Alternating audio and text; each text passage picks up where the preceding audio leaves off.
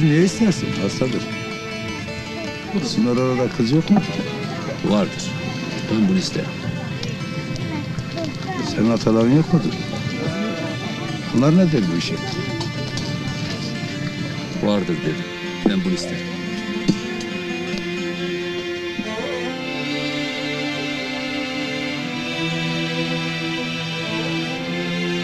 Sıkılma.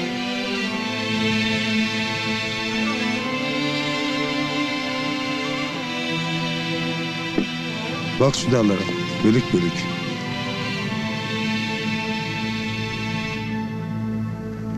Her bir tepesinde ayrı bir mahlukat yaşar.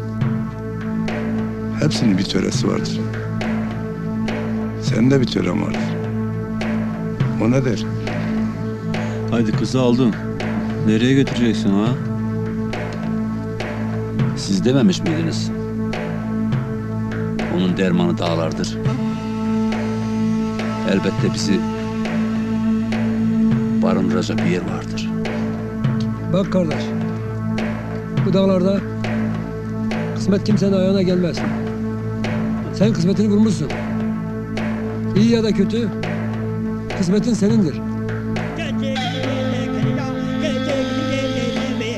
تركنا عربي ورزوري دينا جبي تربهم الحوشة تبي أدب من بتوت بهبي أدب من بتوت بهبي لكودي نام دينا لكجادي نام دينا وشيخي نام دينا أي بعد ذيك هدوكر لا يبرد هديك دينا لا يبرد هديك